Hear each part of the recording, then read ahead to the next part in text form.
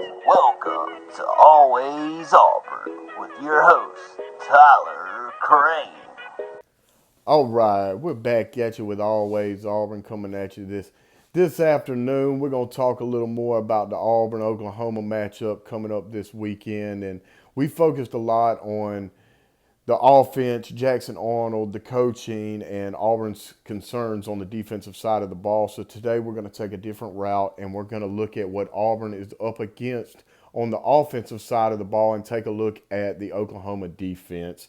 And to start, I want to iterate that Oklahoma's defense is a lot different this year than they were last year. Last year, they were a struggling unit. They had a lot of problems, a lot of internal problems, and you're just not seeing that out of them this year after these first three games. They look like a Brent Venerables style of defense. They play tough, they play fast, they play disciplined. A lot of what you used to see at Clemson when Clemson was a powerhouse on the defensive side of the ball and offenses just scratch their head all night trying to figure out how to move the ball on them because of the way Brent Venables coaches and the confidence he instills in his players. You're starting to see that now at Oklahoma.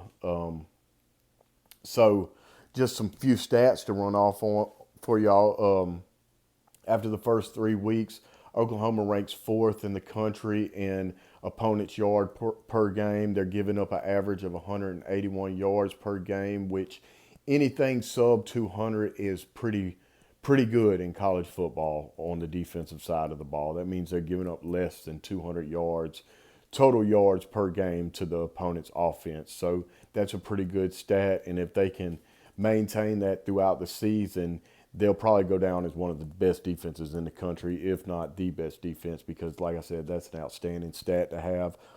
They're ranked seventh in the country in opponents' third down conversion. They're giving up third down conversions 17% of the time to their opponents, which that's another key indicator that they're having a lot of success on the defensive side of the ball. Like I have mentioned, you kind of, when you look at the stat sheet and you go over the game post game and you point to certain points of the game on the stat sheet that really reflect the outcome, third down conversions is a big point to look at to say, okay, were we good or were we bad? If we were good, then we didn't give up many third downs. If we were bad, then they converted a lot on us. So to only be giving up 17% and be ranked seventh nationally in that category, that speaks a lot for their ability to get off the field and put offenses in bad situations, because it's easier to convert when it's third and short than it is to convert when it's third and long. So what I'm getting from that is that their defense is really forcing offenses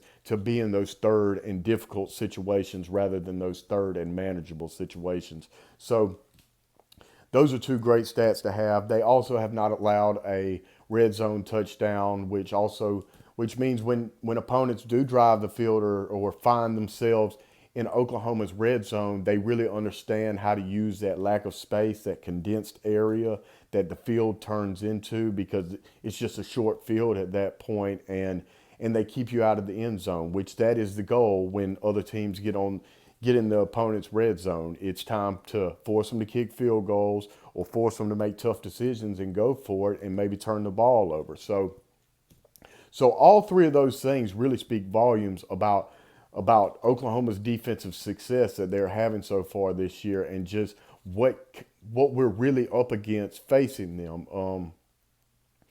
Brent Venables likes to throw a lot at you. He likes to disguise defense, which I think that can be a question mark for how Freeze really is running the reins of things with the offensive side of play calling. If you take a look at kind of what Freeze does on the sidelines, a lot, is you'll see him over there and he'll be clicking that little button on the side of his pants. Now, what that means is that pre-snap, before the snap, you'll see him. You'll see him clicking that button. And what that means is he's talking to somebody on the field. He's talking to Jackson Arnold, more than likely. And so he's gauging what the defense is putting out there to try to tell Jackson Arnold hey, look, it looks like the safety's walking down. The pop play might be open behind them. Or we're going to run the ball away from that linebacker because he's inching up. So I'll check to the left. Just different things, different pre-snap things that kind of gives you an edge going into the play based on what the defense is giving you in their formation style. So the thing that gets you though, you can almost overthink it. You can be too smart for it, and you can get outsmarted by good coaches who understand the kind of chess match that's played right there. And I don't necessarily know how much that's going to work with seasoned, disciplined, coached players.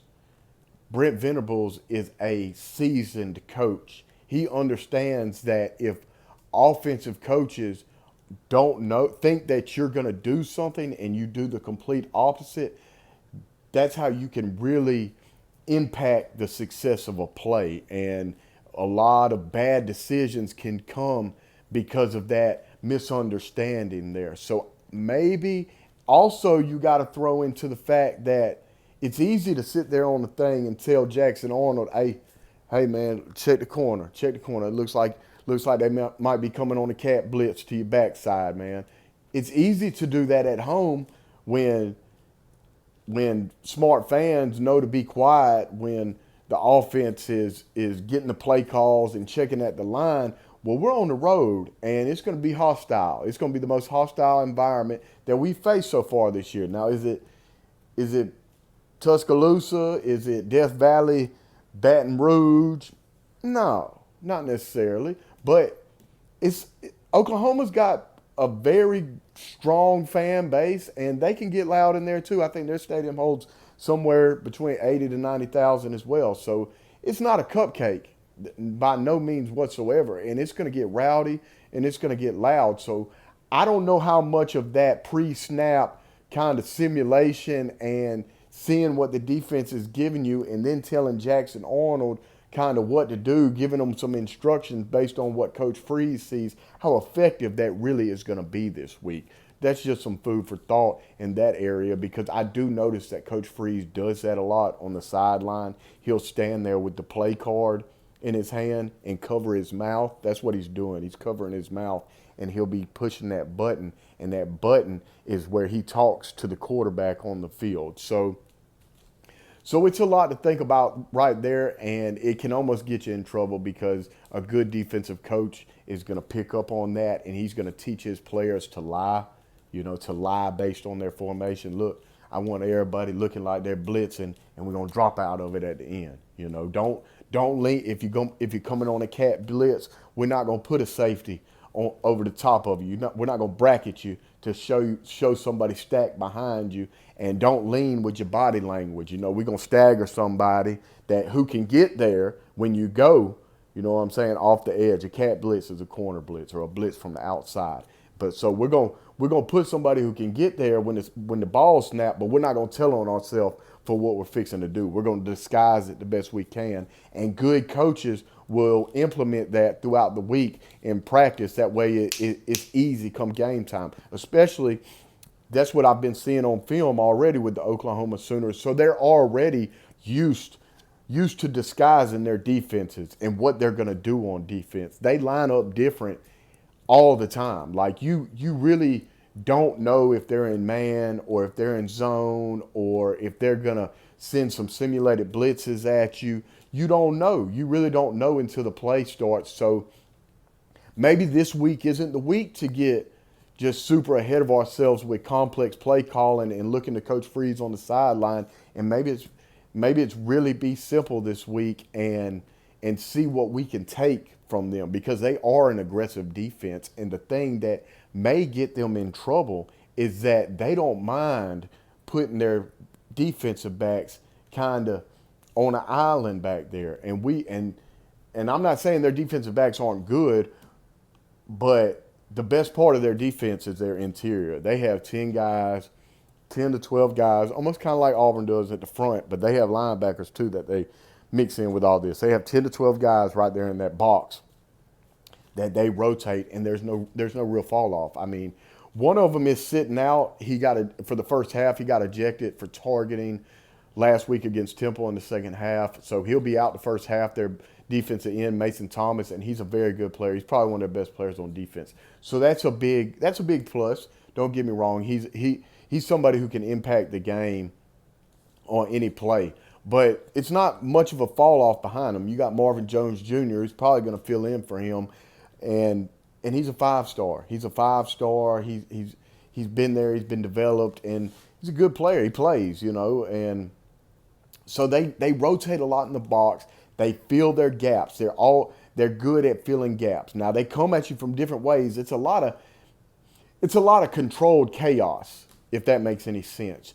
The chaos comes into you really don't know what they're throwing at you, but they know it's all controlled. Everyone is on the same page, because if they're not on the same page, that's when trouble starts for them, because it is so chaotic. If you do have one or two, a linebacker who goes to the same gap who misses his gap and goes to the same gap that the defensive lineman goes to on this side and runs himself out the play, the right play call right there will bust the defense wide open and can really turn into points or a big play or just something detrimental to the defense. So it's got to be controlled for the chaos to work. But when it is controlled, it is very hard to go up against, just because of the fact you really can't get a read on what these guys are doing as far as man coverage, zone coverage,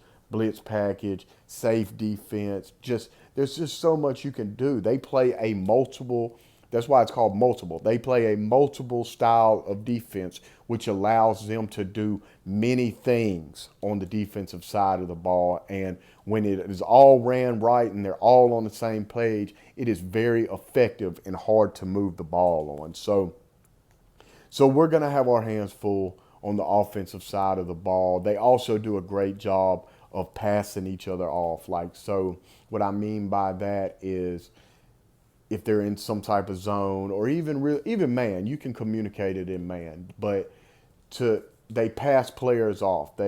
Wide receivers get passed off to the guy who's in a better position to cover them, and that takes a lot of communication. That takes a lot of eye discipline, and that takes everyone being bought in on the same page. And they do a very good job of that as well. That's what they've put on film so far this year. I've watched it. The Temple game. Temple does a lot of things that Auburn will do, as far as, now it's not as complex as what Auburn will do, but as far as the jet sweeps, they ran a lot of them, a lot of that read stuff. They ran a lot of it. So they saw a little condensed version of what we're going to throw at them this week, excuse me.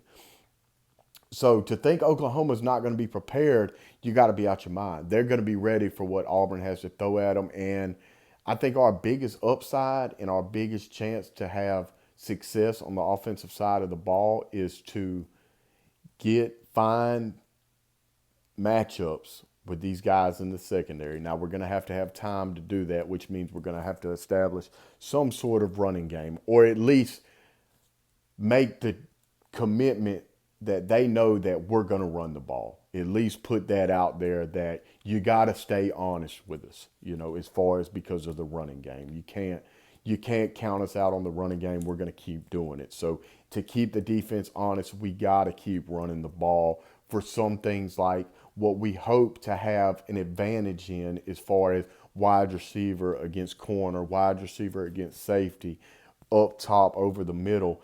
As far as to have success in that, we got to keep that in mind, that we got to stay true to the running game to keep the defense honest. And I think if we do that, and I think if we can keep Jackson Arnold out of harm's way, what I mean by that is having to run around for his life the whole night, then he can win, and our receivers can win on jump one-on-one coverage. I think we're better at receiver than they are in the secondary, but that's a lot. That's a lot to think about, and you got to get through a lot of stuff in the middle before you can really start winning out there, I feel like. So it's going to take the offensive line traveling, a lot of effort, and when they do make mistakes, we got to take advantage of them. It's because it will come. They'll make a mistake. They'll stack a gap. You know, a linebacker will miss an assignment, and he'll instead of filling that gap, he'll go wide, and the end or the three technique, and he'll end up in the same gap, and the middle's wide open, and it can turn into a big play. If Cobb will make the safety miss, he might be up the sideline for 6. Who knows? But however it comes, when they do make those mistakes, we have got to take advantage of them, because they're not going to make many, because they're a well-coached, sound defense, and it's proven. It's proven on the tape. So that's kind of what I got for you on Oklahoma's defense. It's very complex, and it's very, very hard to match up against, very hard to predict what they're going to do based on formation, and it's just we're going to have our hands full on it Saturday afternoon. But I hope we're ready for it, and I think Freeze will be ready for it. You got to think simple. You got to think simple and get back to football basics, which he's been doing that. So, lot to be excited about, though. Lot to be excited. I hope y'all enjoyed this take on Oklahoma's defense. I could talk a little more about them, but this video is getting kind of long, and I don't want to do that. So, we'll be here next time. War Eagle!